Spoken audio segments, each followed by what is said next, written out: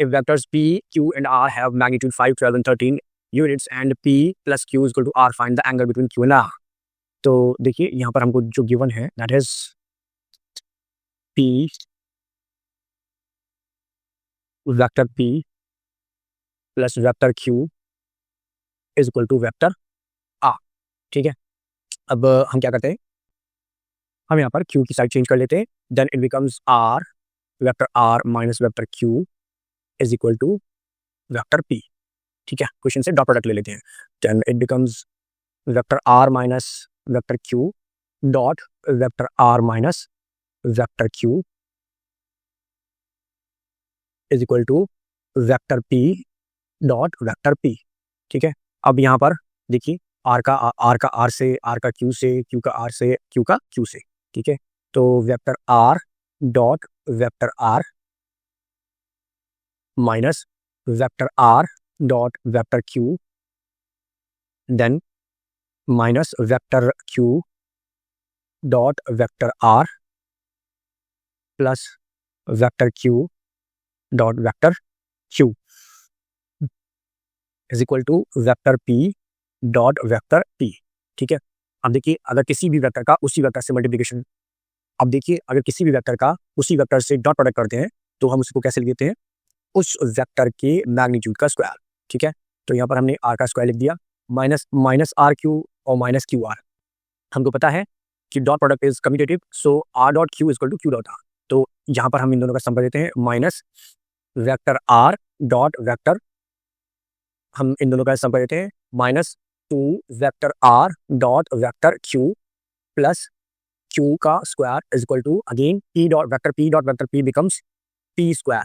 ठीक है, अब देखिए यहाँ पर जो हमारे पास ये r डॉट q है, इस r डॉट q को हम लिख सकते हैं दो वेक्टर्स का जब हमारा डॉट प्रोडक्ट होता है तो हम उसको लिख देते हैं like vector r magnitude of vector r multiply magnitude of vector q cos theta.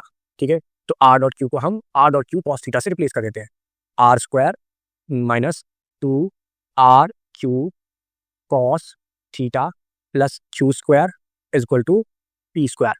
ठीक है, अब देखिए हमने यहाँ पर 2rq को यहीं छोड़ा, 2rq कॉस थीटा को यहीं छोड़ा और p square minus r square minus q square. ठीक है, दोनों की साइड चेंज कर दी, अब पूरी इक्वेशन में 2 माइनस से मल्टीप्लाई कर दिया, तो ये हो गया हमारा 2rq cos theta is equal to r square plus q square minus p square. ठीक है, साइन चेंज हो गए, आगे बढ़ते हैं. यहाँ से ये 2rq को इसके नीचे ले गए, ये जो 2rq इसके नीचे चला जाएगा बटे में, तो cos theta is equal to r square plus q square minus p square upon में 2rq. ठीक है, अब हमारे को r, p और q इनकी वैल्यू दी हुई है, तो cos theta is equal to 5 है, q की वैल्यू 12 है और r की वैल्यू 13 है. तो ये वैल्यूज हम यहाँ पुट कर देते हैं. देखिए r की वैल्यू 13 है, 13 स्क्वायर प्लस q की वैल्यू 12 है, 12 स्क्वायर माइनस p की वैल्यू 5 है, 5 स्क्वायर अपॉन में 2 इंटू r की अगेन 13 इंटू q की 12.